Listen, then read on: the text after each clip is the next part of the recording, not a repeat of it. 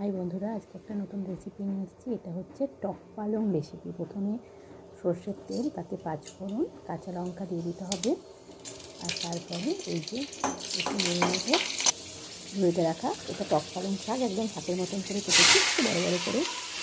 সেটাকে ভালো করে নেড়ে মিশিয়ে নিতে হবে।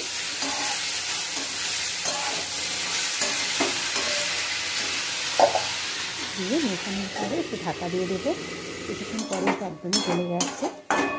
যেটা করবো একটু লবণ দেবো, চাইলে আপনারা হলুদ দিতে পারেন, আমি হলুদ দিই না, যেহেতু গ্রিন গ্রিন কালারটা আমার বেশি ভালো লাগে।